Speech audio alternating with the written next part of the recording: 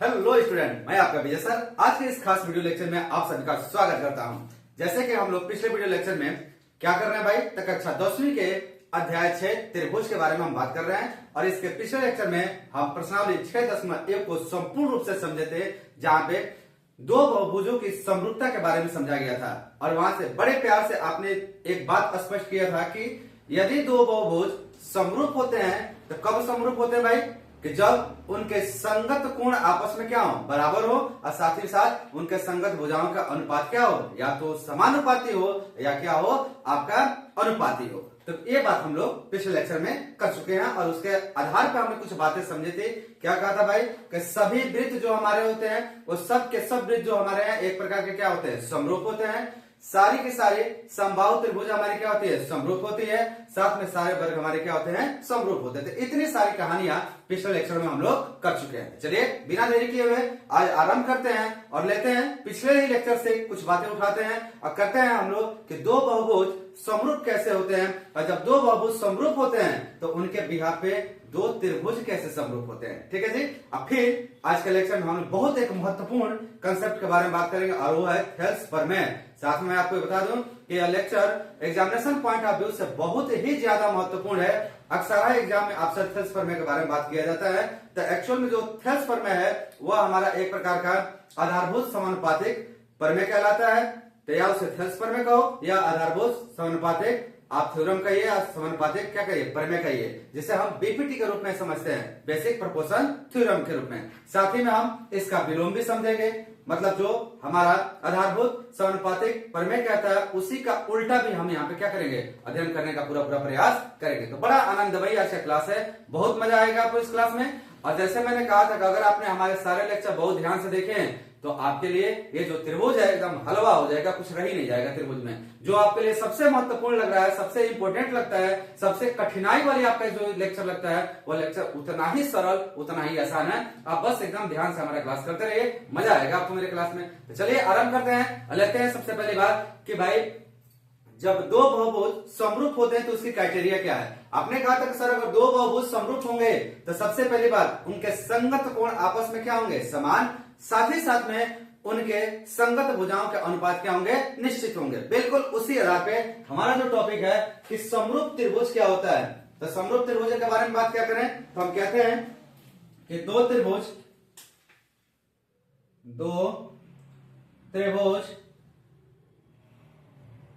समरूप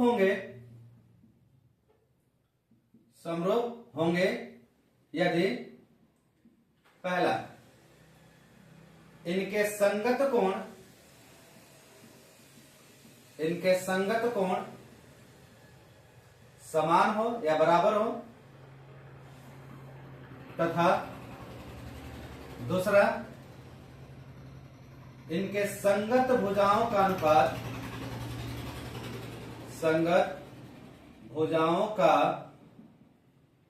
अनुपात निश्चित हो या समानुपाती हो। यदि किन्हीं भी दो त्रिभुजों के संगत कोणों आपस में समान हो जाए तथा संगत भुजाओं का अनुपात समानुपाती हो जाए तो वह दोनों त्रिभुज हमारे क्या कहलाते हैं, समरूप त्रिभुज कहलाते हैं। तो इसके भी पे थोड़ा हम इसके बारे में बात करते हैं। यदि हम कहें कि कोण ए जो है हमारा वह कोण बी के बराबर है, कोण बी जो है कोण क्यू के बराबर है, और कोण सी क्या है, कोण आर के बराबर है, तो आप यहां से क्या कहोगे, angle A equal angle P, angle B equal angle Q और angle C equal angle R. तो लीजिए इनके संगत कोण आपस में क्या होंगे, बराबर, तथा संगत भुजाओं का अनुपात मतलब A B upon P Q. तो A B upon P Q, A B कितना है 1.5 और पी क्यू कितना है 3.0, कट के कितना देगा 1/2। उसी प्रकार से BC upon Q are, BC का संगत कौन सा है, क्यू आर, तो बीसी अपान क्यू आर तो 2/4, या भी कट के कितना देगा 1/2। क्लियर है। सेम ऐसे ही सीए अपान आरपी, सीए अपान आरपी तो यह हो गया हमारा 2.2/4.4, कट के ये भी क्या देगा 1/2। तो क्या देख रहे हैं भाई, तो हम देख रहे हैं इनके यहाँ पे हम क्या देख रहे हैं कि A B upon P Q बराबर है B C upon Q R के, यह बराबर है सी ए अपान आर पी के। ये तीनों आपस में क्या है, बराबर है। तो पहला तो हो गया संगत कोण और दूसरा हो गया संगत भुजाएं, एक क्या है, निश्चित अनुपात में है या समानुपाती है। तो इस आधार पे हम कह सकते हैं कि एबीसी जो हमारा होगा त्रिभुज एबीसी समानुपाती होगा या सिमिलर होगा त्रिभुज पी क्यू आर के। क्यों हो रहा है, क्योंकि इनके संगत कोण आपस में समान तथा इनके संगत भुजाओं का अनुपात क्या है, निश्चित है। क्लियर है, समझ में आ गया होगा आपको बातें, तो बड़ा आसान है। तो इस तरीके से हम जैसे बहुभुजों को परिभाषित करते हैं, बिल्कुल उसी प्रकार से त्रिभुजों को भी क्या करते हैं, परिभाषित करते हैं। ऐसा क्यों हो रहा है, क्योंकि त्रिभुज अपने आप में क्या है, बहुभुजी तो है, दो से अधिक इसमें क्या है, भुजाएं हैं, इसलिए अभी एक प्रकार क्या कहलाता है, बहुभुजी कहलाता है। समझ में आ गया। अब यदि किन्हीं दो त्रिभुजों के संगत कोण आपस में क्या हो जाए, बराबर हो जाए, तो ऐसे त्रिभुजों को हम समान कोणिक त्रिभुज कहते हैं। ध्यान समझिएगा। तो इसका मतलब है कि एबीसी और पी क्यू आर कैसे त्रिभुज है, यह समान कोणिक त्रिभुज है। क्यों, क्योंकि इनके संगत कोण आपस में क्या है, बराबर है। तो इसी बात को लिखते हैं। तो अगला टॉपिक है हमारा समान कोणिक त्रिभुज। समान कोणिक त्रिभुज क्या कहोगे, यदि दो त्रिभुजों के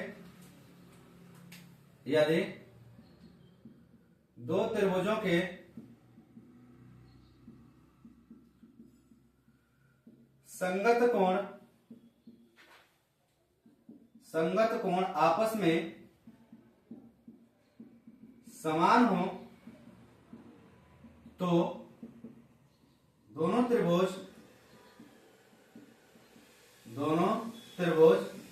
समकोणिक कहलाते हैं या समान कोणिक कहलाते हैं, जो भी लिखना चाहें।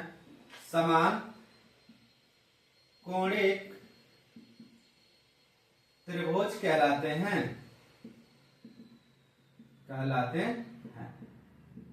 ठीक है, हमारे क्या कहलाएंगे, समान कोणिक त्रिभुज कहलाते हैं। क्लियर। और अब जब कोई भी हम दो त्रिभुज लेते हैं जिनके संगत कोण आपस में क्या हो, बराबर हो, तब उनके संगत भुजाओं के अनुपात क्या होता है, समानुपाती होता है। ये भी ध्यान रखिएगा। तो आप साथ में लिखेंगे समकोणिक या समान कोणिक त्रिभुजों के समान कोणिक त्रिभुजों के संगत भुजाएं समानुपाती होती है, ये बात बहुत महत्वपूर्ण है यहाँ पे, जो समझने योग्य है। तो ध्यान से इसको समझिएगा। मैंने कहा कि यदि दो त्रिभुज के संगत कोण आपस में बराबर होते हैं, ऐसे त्रिभुज को क्या कहेंगे, समान कोणिक त्रिभुज कहेंगे। और जो हमारे समान कोणिक त्रिभुज होते हैं उनके संगत भुजाओं का अनुपात क्या होता है, समानुपाती होता है या एक निश्चित मात्रा में पाया जाता है। तो यहाँ पे दो बातें, एक समरूप त्रिभुज है, दूसरा समान कोणिक त्रिभुज। अब इसके बाद हम बात करेंगे जो सबसे महत्वपूर्ण इस एक्सरसाइज का एक प्रमेय है, जिसे हम कहते हैं थेल्स प्रमेय। तो क्या होता है थेल्स प्रमेय, किस प्रकार से होता है, तो चलिए थेल्स प्रमेय समझने से पहले आप थोड़ा इसे नोट करें और फिर बढ़ते हैं हम थेल्स प्रमेय की ओर। तो हम लोगों ने अभी समरूप त्रिभुजों के बारे में अध्ययन किया। अब उसको अध्ययन करने के बाद से सबसे महत्वपूर्ण टॉपिक थेल्स प्रमेय, क्या कहता है थेल्स प्रमेय और किस प्रकार से कहता है और उसका प्रूफ कैसे कर सकते हैं। एग्जाम में पूछा क्या जाता है आपसे भाई, डायरेक्टली टू में पूछा जाता है कि थेल्स प्रमेय को सिद्ध कीजिए, केवल इतना ही शब्द लिख देगा, थेल्स प्रमेय को सिद्ध कीजिए। अब बैंड बज जाती है, बच्चों को भाई पता ही नहीं रहता कि थेल्स प्रमेय है क्या। क्यों नहीं पता होता है, उसके पीछे कारण है। थेल्स प्रमेय को कहीं स्पष्ट रूप से बुक में थेल्स प्रमेय का नाम से नहीं दिया गया कि यह हेडिंग थेल्स प्रमेय का है। यह कहा गया कि यह वाले प्रमेय को थेल्स ने क्या किया था, बताया था, इसलिए वहां पे समस्या हो जाती है, बच्चे कंफ्यूज हो जाते हैं। तो समझेंगे हम थेल्स प्रमेय क्या है। एक्चुअल में थेल्स प्रमेय कुछ और नहीं है, आधारभूत समानुपाती क्या है, प्रमेय है। समझ में आया, जो हमारा प्रमेय 6.1 में आपके बुक में क्या किया गया, दिया गया, तो उसी को हम समझेंगे। लेकिन उसके पहले हमें इस प्रमेय को सिद्ध करने के लिए दो तीन छोटी छोटी बातों की जरूरत पड़ेगी। सबसे पहले उन बातों को क्या करते हैं, समझते हैं, फिर हम आगे बढ़ेंगे। जैसे सबसे पहले हम समझेंगे किसी त्रिभुज का क्षेत्रफल क्या होता है। तो यहां पे हम ले रहे हैं त्रिभुज का क्षेत्रफल।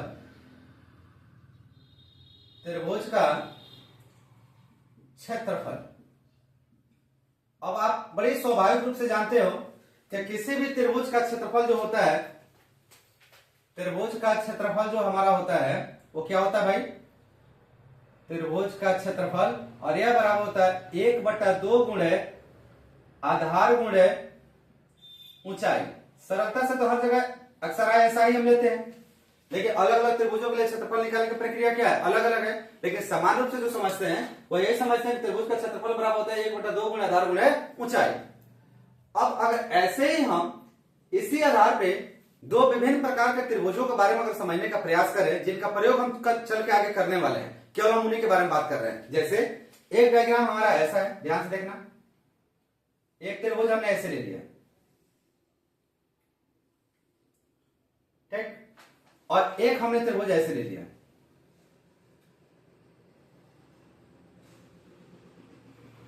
एक त्रिभुज हमने ऐसे ले लिया, ठीक। इसका नामकरण मान लीजिए हमने कर दिया कुछ इस प्रकार से, कह दिया कि यह है ए, यह है बी, यह है सी, और इसका नाम दे दिया, यह है हमारा पी, यह है क्यू और यह है आर, ठीक। अब इन दोनों त्रिभुजों का अलग अलग में क्या करना है, क्षेत्रफल निकालना है। जैसे सबसे पहले बात करते हैं एबीसी का। तो अगर एबीसी का क्षेत्रफल निकालने जाओगे तो एक होगा 1/2 आधार, आधार तो है बीसी, लेकिन ऊंचाई क्या है, यहाँ पे ऊंचाई तो कहीं दिखाई नहीं दे रहा। तो ऊंचाई कैसे प्राप्त करें, तो ऊंचाई के लिए हम ए से बीसी पर एक लंब गिराएंगे ऐसे, और मान लो यह बीसी को बिंदु एम पे क्या करता है, प्रतिच्छेद करता है। तो इस बिंदु पे जो एम होगा वह त्रिभुज एबीसी के क्या कहलाएगी, ऊंचाई कहलाएगी। क्लियर है ना। तो इसके आधार पर देखिए क्या लिखेंगे, तो हम लिखेंगे कि त्रिभुज एबीसी का क्षेत्रफल, त्रिभुज एबीसी का क्षेत्रफल होगा 1/2 गुणे आधार, आधार क्या है बीसी, गुणे ऊंचाई, ऊंचाई कितना है ए। तो ये हमारा निकल के आ गया 1/2 गुणे बीसी गुणे एम, मतलब हाफ इंटू आधार इंटू ऊंचाई। यह हमारा त्रिभुज एबीसी का क्षेत्रफल निकल के आ गया। लेकिन जब वहीं पे हम बात करेंगे पी क्यू आर की, तो आधार तो क्यू आर है, लेकिन इसकी ऊंचाई कहां आएगी भाई, क्या इसकी ऊंचाई ऐसे देंगे, नहीं, ऊंचाई तो सदा आधार पे ली जाती है, आधार का आधार, ये जो आधार है इसके भी हाथ पे ली जाती है। तो यहां तो अगर करोगे तो ये बड़ी भुजा है, इस पे तो होगा ही नहीं, तो फिर कैसे लेंगे इसकी ऊंचाई। तो देखिए बड़ा आसान है, आप एक काम करो, क्यू आर को आगे ऐसे बढ़ाओ, ऐसे हमने क्यू आर को आगे बढ़ा दिया, और पी से इस रेखा पे एक लंब गिरा दिया ऐसे, और मान लो यह बिंदु एन पर क्या करता है, प्रतिच्छेद करता है। तो एक्चुअल में जो हमारा, थोड़ा और इसे सीधा कर लीजिए, माफी चाहेंगे, लंब गिरा रहा है ना, हाँ, तो ऐसे आएगा, यहां पर आगे मान लीजिए सपोज। तो ये जो हमारा पीएन है, एक्चुअल में पीएन इस त्रिभुज पी क्यू आर का क्या कहलाएगा, ऊंचाई कहलाएगा, ठीक है। तो ऐसे कैसे हम इसको बारे में लिख सकते हैं, तो हम लिखेंगे त्रिभुज, मैं इधर ही लिख दे रहा हूं, त्रिभुज पी क्यू आर का क्षेत्रफल। अब पी क्यू आर का जो क्षेत्रफल निकल के आएगा यह होगा 1/2 गुणे आधार, आधार कितना है क्यू आर, गुणे ऊंचाई कितना है पीएन। तो यह हो गया हमारा पीएन। तो किसी भी दिए गए त्रिभुज जिसका एक नामकरण नहीं किया गया कि त्रिभुज किस प्रकार का है, ऐसे त्रिभुजों का क्षेत्रफल जब भी निकालना होता है तो उसे का एक हमें आधार चाहिए और उसकी एक क्या चाहिए, ऊंचाई चाहिए। क्लियर है ना। तो इस तरीके से हमने त्रिभुज का क्या किया, दो अलग अलग प्रकार के त्रिभुजों का, एक त्रिभुज में क्या है बहिष कोण है, और एक में सारे के सारे क्या है न्यून कोण है। अरे भाई ये कोण कौन सा बनेगा, बहिष कोण बनेगा, यह हमारा कोण क्या बनेगा, बहिष कोण का बनेगा। तो हम बहिष कोण वाले त्रिभुज का भी क्या कर सकते हैं, क्षेत्रफल ज्ञात कर सकते हैं, और ये सारे के सारे क्या होंगे न्यून कोण है, तो न्यून कोण वाले त्रिभुजों का भी क्षेत्रफल ज्ञात कर सकते हैं। क्लियर है। तो ये हो गया त्रिभुज का क्षेत्रफल। अब इसके आधार पे हम एक बात और यहां पे लेने वाले हैं, और एक कक्षा 9 में हमने परिमेय पढ़ा था, क्या पढ़ा था भाई, कि दो समानांतर रेखाओं के बीच में अगर एक ही आधार पर एक से अधिक त्रिभुज बनाई जाती है तो सारे त्रिभुजों का क्षेत्रफल कैसा होता है, एक समान होता है। तो ये अभी बात हम करते हैं। यहाँ पे एक अन्य हम बात कर रहे हैं, जैसे मान लें कि एक पॉइंट हमारा यह हो गया, एक पॉइंट यहां पे ले रहे हैं, और क्या लिखेंगे इसमें, हमने लिखा दो समानांतर रेखाओं पर या दो समांतर रेखाओं के बीच, रेखाओं के बीच एक ही आधार पर एक ही आधार पर खींचे गए सभी त्रिभुजों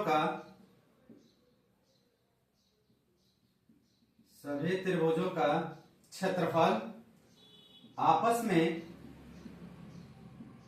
समान होता है। आपस में समान होता है। और ये कैसे होता है भाई? तो चलिए यहां समझ रहे हैं। मान लीजिए कि हमने कहा कि एक यह रेखा है और इसी के समानांतर एक अन्य रेखा यह है। ठीक है, इसका नाम ले लिया हमने रेखा का ये L और यह रेखा M। और हम यहाँ पे कह रहे हैं कि L is parallel to M, मतलब L और M एक दूसरे के क्या है? समानांतर है। तो इसमें एक त्रिभुज हमारा इस प्रकार से, ध्यान से देखना, एक त्रिभुज ऐसा है, नाम है इसका ABC। त्रिभुज ABC में जो हमारा BC है या ABC का क्या है? आधार है। और इसी पे एक अन्य त्रिभुज है ऐसे, मान लीजिए कि हमने कहा कि एक त्रिभुज हमारे ऐसे है, ऐसे है। और इस त्रिभुज का नाम हमने दे दिया कि यहां पर नाम रख दिया D नाम रख दिया इसका। ठीक है जी, तो यह त्रिभुज बन गया BDC और यह त्रिभुज बन गया BAC। एक और अन्य त्रिभुज हमने मान लिया सपोज ले लिया ऐसे, ऐसे। ठीक है, और इसका नाम हमने कुछ ऐसे रख दिया, ध्यान से देखो, इसका नाम हमने ले लिया E।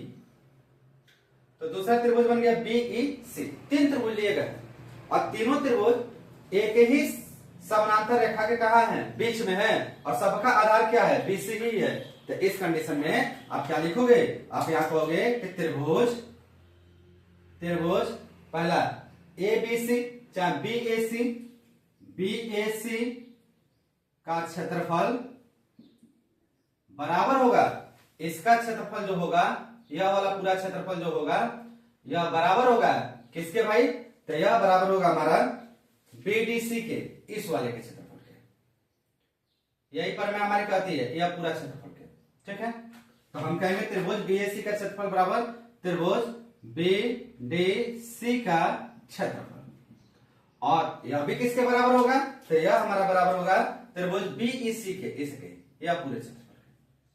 ठीक है, अगर तीनों को मैं अलग निकालता तो तीन त्रिभुज आपको दिखाई देता है, तो आप कहते हैं कि यह बराबर होगा त्रिभुज BEC का क्षेत्रफल। तो समझ में आ गई बातें? दो समानांतर रेखाओं के बीच में अगर एक ही आधार पर एक से अधिक त्रिभुज दिए गए हैं तो सारे त्रिभुजों का क्षेत्रफल आपस में कैसा होगा? एक समान होगा। तो मेरे ख्याल से आप बड़े अच्छे समझ में आ गया होगा आपको कि दो अलग अलग त्रिभुज लिए थे, एक न्यून कोण वाला त्रिभुज था, एक बहिष कोण वाला त्रिभुज था।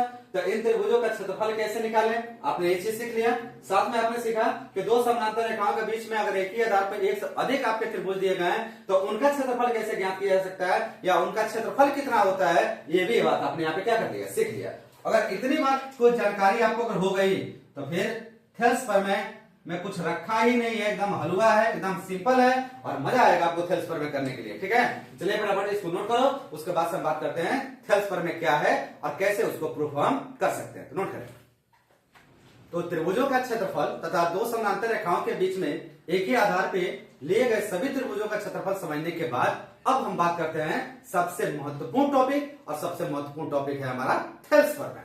क्या है थेल्स प्रमेय, कैसा है, और इतना महत्वपूर्ण है कि हर बार आपसे ऑलमोस्ट टाइम में ये आपसे एग्जाम में क्या किया जाता है? पूछा जाता है, अल्टरनेट करके जरूर पूछा जाता है। ठीक है जी, ये बहुत इंपॉर्टेंट है, ध्यान से देखना। अगर ये पहला प्रमेय अगर आप समझ गए तो आप पूरी से समझ जाइएगा कि अब आपके लिए त्रिभुज समझना बहुत ही सरल, बहुत आसान हो गया। देखिए, अगर पहला ही समझ में नहीं आया तो फिर त्रिभुज यहीं से आपके लिए क्या हो जाएगा? भारी हो जाएगा। इसलिए ध्यान से बैठ के देखिएगा और समझने से पहले थेल्स प्रमेय मैं स्टार्ट करूं इसके पहले फटाफट सब लोग क्या करिए भाई, वीडियो को लिंक को अपने दोस्तों में शेयर कर दीजिए और एक लाइक बटन दबा दीजिए, जिससे थोड़ा हम भी प्रोत्साहित हो जाएगा। हाँ भाई, चलो भाई, बच्चे हमारे सपोर्ट कर रहे हैं और बच्चों की हमारी जरूरत भी है। तो चलिए आपकी जरूरत को ध्यान में रखते हुए और आरंभ करें। फटाफट लाइक बटन दबाइए भाई, सब लोग अपनी उपस्थिति दिखाओ और उपस्थिति के साथ में अब आरंभ करें थेल्स प्रमेय। क्या कहता है भाई, देखो, कह रहा कि यदि किसी त्रिभुज की एक भुजा के समांतर अन्य दो भुजाओं, क्या कह रहा है? यदि किसी त्रिभुज की एक भुजा, कोई त्रिभुज है उसकी एक भुजा के समानांतर अन्य दो भुजाओं को भिन्न बिंदुओं पे प्रतिच्छेद करने के लिए एक रेखा खींची जाए तो ये अन्य दो भुजाएं एक ही अनुपात में क्या होती हैं? विभाजित होती हैं। अब एक बात जो यहां लिखी गई है उसको मैं डायग्राम के रूप में पहले समझाता हूं, उसके बाद से आप समझिएगा क्या कह रहा है। जैसे कहा कि मान लीजिए कि कोई एक त्रिभुज है, हमने एक त्रिभुज ले लिया ऐसे ABC, ठीक है, ऐसे एक हमने ले लिया। अब कह रहा है कि किसी त्रिभुज, इसका नाम ही ले लो, चलो भाई, तो हमने नाम ले लिया A B, थोड़ा और मैं इसे बड़ा बना लेता हूं क्योंकि बड़ा रहेगा तो आपको अस्पष्ट रहेगा। चलिए मैं त्रिभुज को जानबूझकर थोड़ा बड़ा कर दिया ऐसे, ठीक है। अब इसका नाम दे देते हैं A B C। कह रहा है कि त्रिभुज की एक भुजा के समांतर अन्य दो भुजाओं को भिन्न भिन्न बिंदुओं पे प्रतिच्छेद करने के लिए एक रेखा खींची जाए। इस भुजा के समानांतर एक ऐसी रेखा खींची जाए, यहां पे मान लें हमने ये रेखा खींच दिया जो इस भुजा के क्या है, समानांतर है। तो इस रेखा का नाम ले लिया हमने, नाम रखा इसका D और इसका नाम रख दिया E, ठीक। ध्यान समझना, हेल्सपर में क्या है भाई, तो कहा गया कि कोई एक भुजा जो एक दूसरे भुजा के क्या है, समानांतर है, जो यह भुजा समानांतर है, यह दो अन्य भुजाओं को दो अलग अलग बिंदुओं पे क्या कर रही है, प्रतिच्छेद कर रही है। तो आगे तो कह रहा है तो ये अन्य दो भुजाएं एक ही अनुपात में क्या होती है, विभाजित हो जाती है। तो इस रेखा के द्वारा जो यह D है, जो BC के समानांतर है, इसके द्वारा AB और AC समान रूप से क्या हो जाती है, विभाजित हो जाती है। क्या मतलब है इसका, इसका मतलब यह है कि इसमें दिया गया है कि DE parallel to BC, DE parallel to BC, तो सिद्ध करो, क्या सिद्ध करना है भाई, या बताना है आपको कि जो हमारा AB है और AC है, इन दोनों को D एक समान रूप से क्या कर रही है, बांट रही है। इसका मतलब है कि AD अपान DB बराबर है AE अपान EC। यही हमको यहाँ पे क्या करना है, दिखा। क्लियर है। तो आपको यह बात आपको क्या करनी है, यहाँ पे प्रूफ करनी है कि अगर आपका D पैरेलल है BC के, तो आप दिखा दो कि AD अपान DB बराबर होगा AE अपान EC के।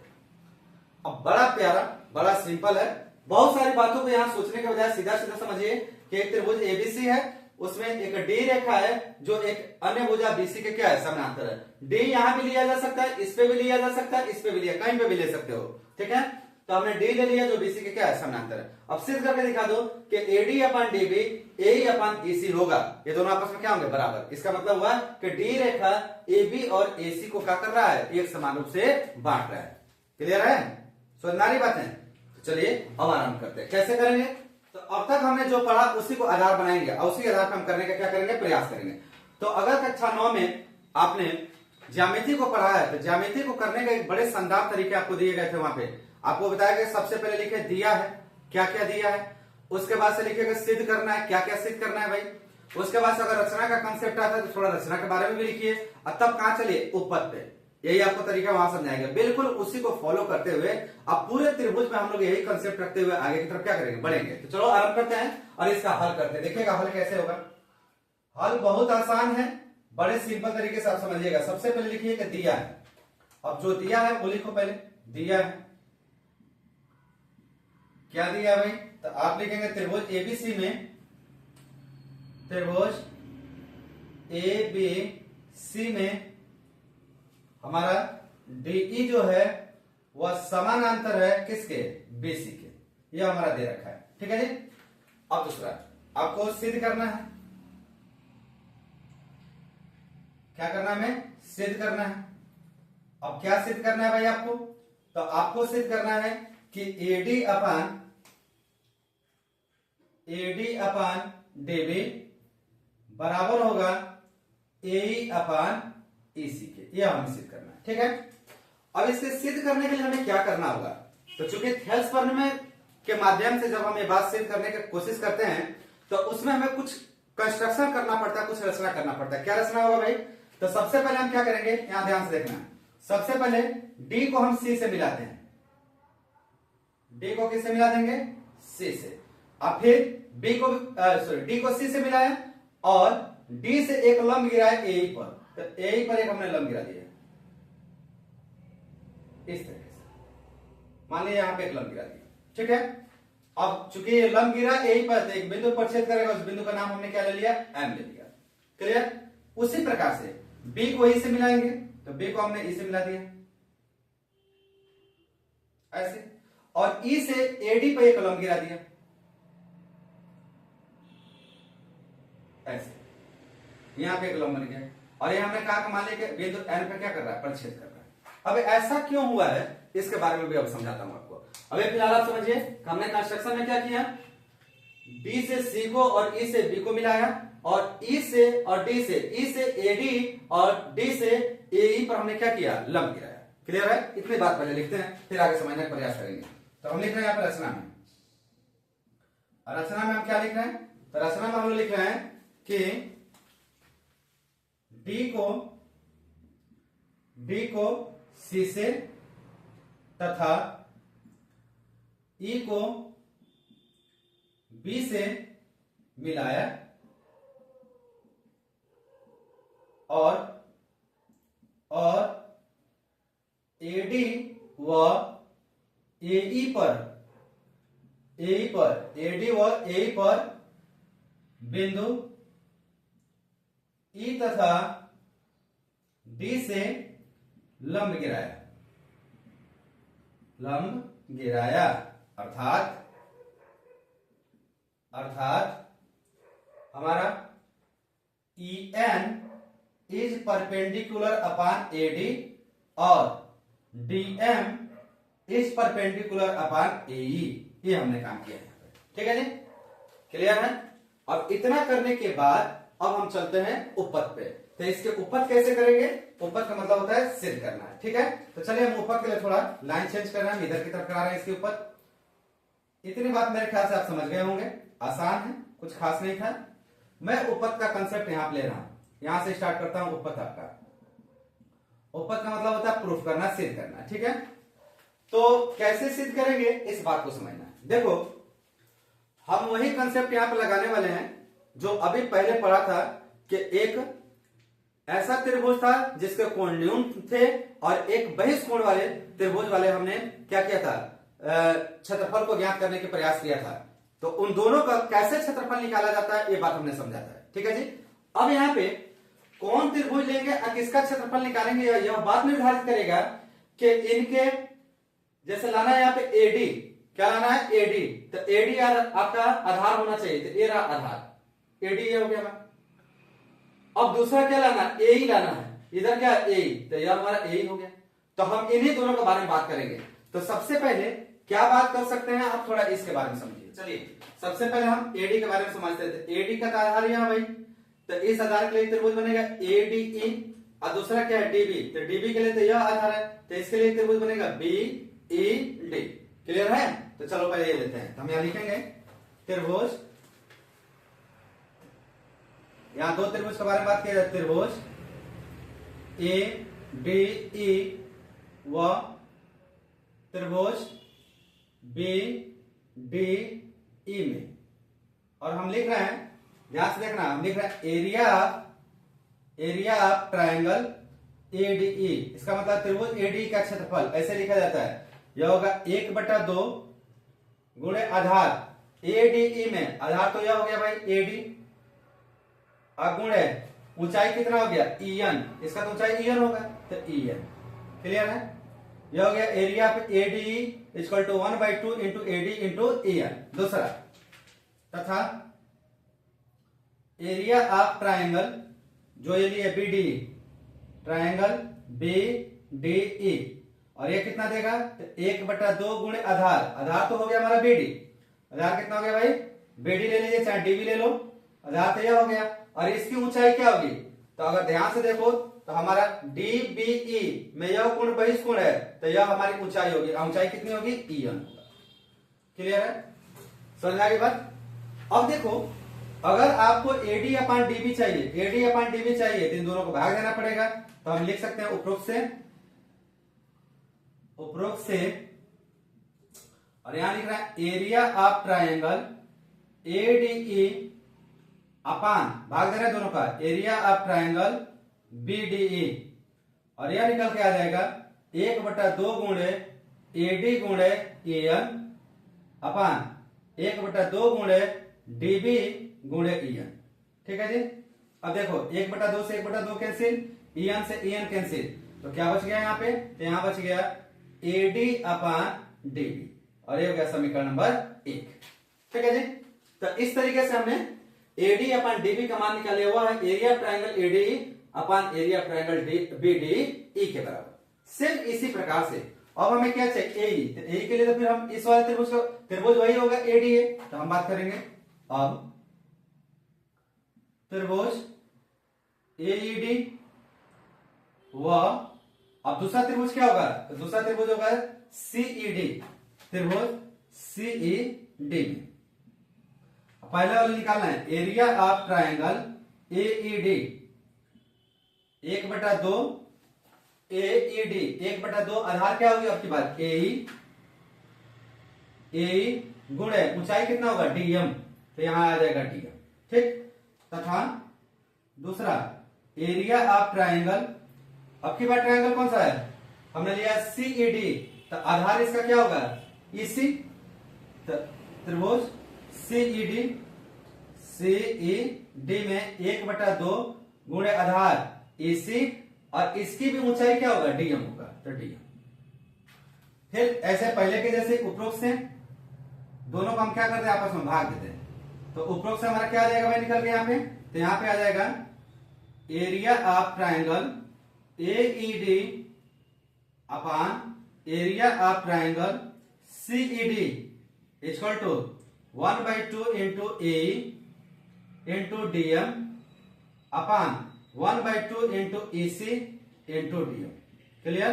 अब देखो 1/2 से 1/2 कैंसिल, डीएम से डीएम कैंसिल, क्या बच गया ए अपान ईसी, और ये हो गया समीकरण नंबर। ठीक है जी। अब थोड़ा ध्यान से देखो समीकरण 1 और 2 को, एडी अपान डीबी इधर हो गया, ए अपान ईसी इधर हो गया। अब अगर यह दोनों को आपस में बराबर दिखाया जाए, जैसे यहाँ पे दोनों को आपस में क्या करना है बराबर दिखाना है, तो यह कभी संभव होगा ना कि अगर इन दोनों समीकरण के राइट हैंड साइड है तो इनके लेफ्ट हैंड साइड भी आपस में क्या होने चाहिए बराबर होने चाहिए। तो गौर से देखो, पहला एरिया ट्रायंगल एडी, एडी लिखो चाहे एडी लिखो, बात तो एक ही है, इसमें कोई दिक्कत नहीं है, ये तो दोनों बराबर है। लेकिन यहाँ आ रहा है बीडी और यहाँ क्या आ रहा है सीडी, ये दोनों अलग अलग त्रिभुज है। तो अगर किसी कारण से दोनों त्रिभुजों का क्षेत्रफल अगर आपस में बराबर आ जाए तो हम बड़ी सरलता से बात लिख पाएंगे। तो ये कैसे होगा, तो आप यहाँ देखना, आपको ये बात समझ में आएगी कि कैसे सब लिखना है। यहाँ पे बहुत आसान है, देखो क्या कहोगे,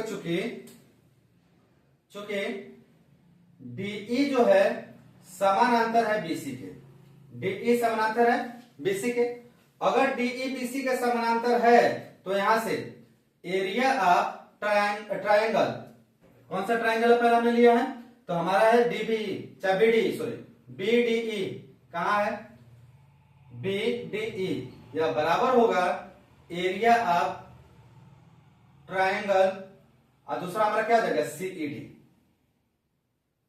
कैसे हो गया आपस में बराबर, यही तो अभी पढ़ाया था कुछ देर पहले कि दो समानांतर रेखाओं के बीच में अगर एक ही देखो सेम आधार है, आधार क्या है सेम है, या सॉरी इसको आधार ना बना के इसको आधार बना ले, ये आधार क्या है सेम है, तो इस आधार पे एक त्रिभुज हमारा क्या बन गया है, एक बना है बीडीई और एक बन गया है सीईडी। तो इस त्रिभुज का भी क्षेत्रफल और इस त्रिभुज का भी क्षेत्रफल दोनों आपस में क्या होंगे बराबर तो होंगे। अभी इसका पहले तो पढ़ाया गया था, तो इसे हमने ले लिया समीकरण नंबर 3। अब गौर से देखो, अब तुम बीडीई के जगह पे, कहां गया बीडीई भाई, हाँ बीडीई के जगह पे चाहो तो सीईडी लिख सकते हो, चाहे सीईडी के जगह पे बीडी लिख सकते हो, कुछ भी लिख सकते हो। तो इस भी यहाँ पे आपको क्या मिलेगा, इस भी यहाँ पे मिलेगा कि सर अगर हम समीकरण 1, समीकरण 2 और समीकरण 3 की बात करें तो इस कंडीशन में हमको पता चलेगा कि एक्चुअल में पहला और दूसरा आपस में क्या हो जाएंगे, समान ही हो जाएंगे। तो हम लिखेंगे समीकरण 1, 2 व 3 से, और 1, 2 व 3 से आप कह पाओगे कि देयरफॉर सर एडी अपान डीबी बराबर होगा एई अपान ईसी। क्लियर है। तो एडी अपान डीबी किसके बराबर हो गए, ए अपान ईसी के, और ये हमें क्या करना था, प्रूफ करना था। तो समझ में आई बात आपको। अगर यहां कोई समस्या होगा आपको यह बात समझने में कि सर ने कैसे लिख दिया, अरे यार किसी भी एक जगह पे आप सी डी, इसके जगह पे सी डी लिख देना, तो ये बन जाएगा समीकरण नंबर 3। तो क्या आएगा, area of triangle AD upon area of triangle CED, उसका मान आ जाएगा एडी अपॉन डीबी, ठीक। और यही आपका समीकरण नंबर 2 है। तो समीकरण 3 और 2 का कंपेयर करोगे तो ये इसके क्या होंगे, राइट हैंड साइड और लेफ्ट हैंड साइड दोनों आपस में क्या आएंगे, बराबर। तो अगर लेफ्ट हैंड साइड बराबर तो राइट हैंड साइड भी क्या होंगे, बराबर तो होंगे। उसी भी यहाँ पे मैंने कहा कि यहाँ समीकरण 1, 2 व 3 से एडी अपन डीबी जो है वो ए अपन ईसी के क्या हो गया, बराबर हो गया। और यही हमें प्रूव करना था, हैंस प्रूव्ड,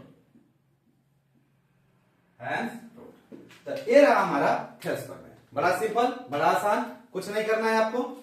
एक बार और समझ लीजिए इसमें क्या हुआ है। इसमें कह रहा है कि यदि किसी त्रिभुज की एक भुजा के समांतर अन्य दो भुजाओं को भिन्न बिंदुओं पर प्रक्षेप करने के लिए एक रेखा खींची जाए, एक रेखा जैसे मैंने खींचा यहां डी, तो ये अन्य दो भुजाओं को, ये शेष दो जो भुजा बचे हुए हैं, जो डी है हमने बीसी के समांतर रखा है, और यह AB और AC को समान रूप से क्या करेगी, विभाजित करेगी। मतलब सिद्ध करना है आपको कि AD अपन DB जो बराबर होगा AE अपन EC के। क्या किया इसके लिए, कुछ नहीं किया। सबसे पहले एक रचना किया, D को C से और B को E से मिलाया, E से AD पर और D से AE पर क्या गिरा दिया, लंब गिरा दिया, ठीक है। उसके बाद से हमने यहाँ पे चूंकि इसी को आधार बनाते हुए इसका ऊपर AD है, इसका नीचे क्या है, DB है, तो चूंकि हमने त्रिभुजों का क्षेत्रफल बढ़ाया है तो इसलिए हम एक आधार AD बनाना चाहते हैं, एक आधार क्या बनाना चाहते हैं, DB। तो यह उसी का बनेगा ना जिस त्रिभुज में ये पाए जाएंगे, ये भुजा पाया जाएगा, भुज में नहीं पाया जाएगा तो बनाओगे कहां से। तो इसके लिए हम क्या करें, निर्धारित त्रिभुज ले रहे हैं। एक त्रिभुज ADE और एक त्रिभुज BDE, दो त्रिभुज हमने लिया। तो एरिया ऑफ ट्रायंगल ADE त्रिभुज का क्षेत्रफल जो होगा 1/2 गुणे आधार AD और गुणे ऊंचाई, ऊंचाई क्या हो गया, E है। और एरिया ऑफ ट्रायंगल BDE ये बहिष्कोण वाला त्रिभुज है, तो इसका होगा 1/2 गुणे आधार तो हो गया DB और आपका ऊंचाई कितना हो गया, EN हो गया, ठीक है। अब दोनों को भाग दे दिया तो हमारे समीकरण नंबर 1 प्राप्त हो गया।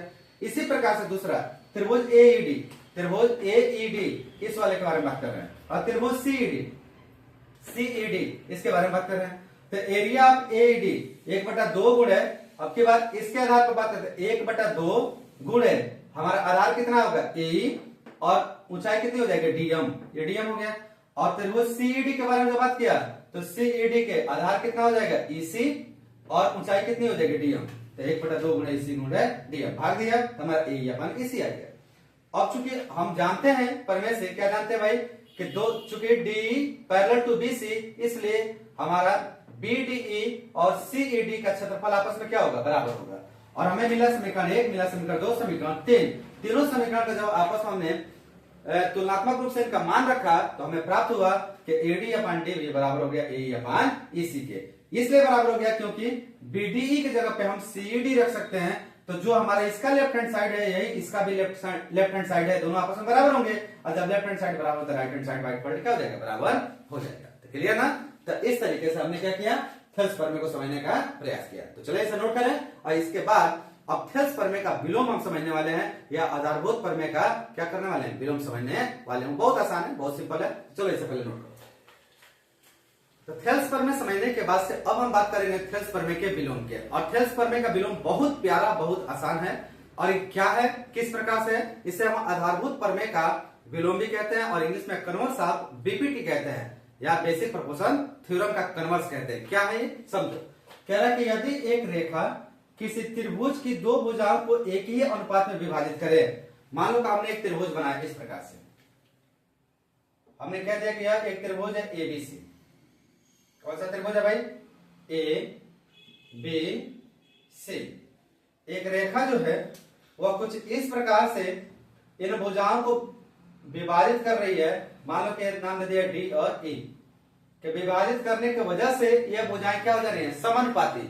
तो कह रहा है कि तीसरी भुजा जो है, यह जो तीसरी भुजा है यह इस रेखा के क्या होगी, समानांतर होगी। यही सिद्ध करना है आपको, बड़ा आसान। चलो कैसे करते हैं, इसका हल देखें। हल में सबसे पहले हम लोग लेंगे दिया है। तो क्या दिया है भाई आपका, तो दिया है यहां पे, दिया है रेखा BC, रेखा DE, रेखा DE अन्य दो भुजाओं को इस प्रकार विभाजित करती है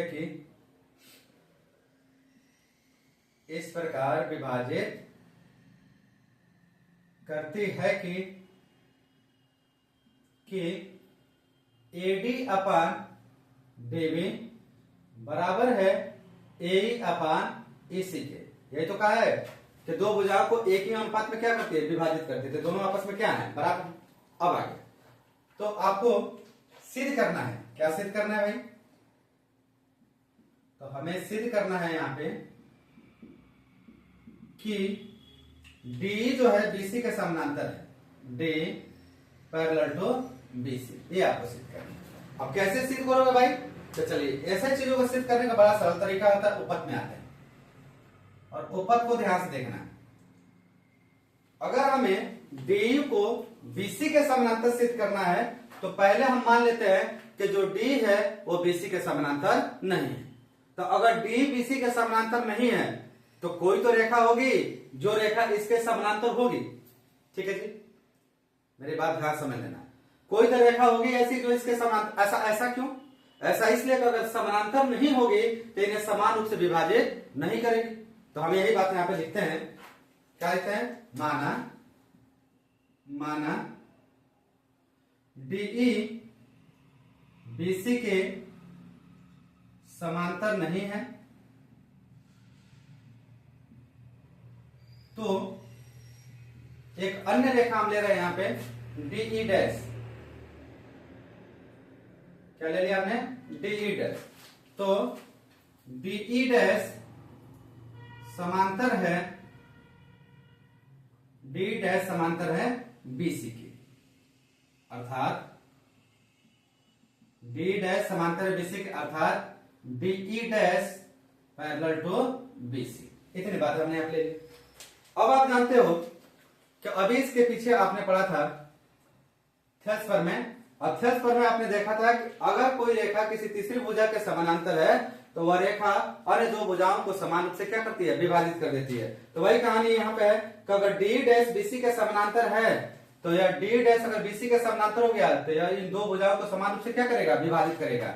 इसका मतलब हुआ यहां से निकल के आया हमारा AD अपान DB बराबर होगा AE dash upon E dash C के। कहां से? तो by BPT basic proportion theorem, आधारभूत समानुपातिक प्रमेय के आधार पर ये बात आप लिख रहे हैं। ठीक है जी। और इसे चलिए हमने मान लिया समीकरण नंबर 1। तो ये हो गया हमारा समीकरण। तथा हमारा एक चीज दिया हुआ है यहाँ पे, तथा क्या दिया भाई? AD अपान DB बराबर है AE अपान EC के। यह क्या कहां से है भाई? तो दिया है। और ये हो गया हमारा समीकरण नंबर 1। अब 1 और 2 को ध्यान से देखो, समीकरण 1 और 2 को। समीकरण 1 और 2 में हम देख रहे हैं कि इन दोनों का लेफ्ट हैंड साइड जो है वो आपस में क्या है, बराबर है। AD अपन DB इधर भी है, AD अपन DB भी है। तो अगर लेफ्ट हैंड साइड बराबर तो राइट हैंड साइड भी आपस में क्या होंगे, बराबर होंगे। तो आप लिखेंगे समीकरण 1 व 2 से, 1 व 2 से लिखेंगे भाई। तो लिखेंगे AE dash upon E dash C equal to AE upon EC। ठीक, ये हमारा आ जाएगा यहां से।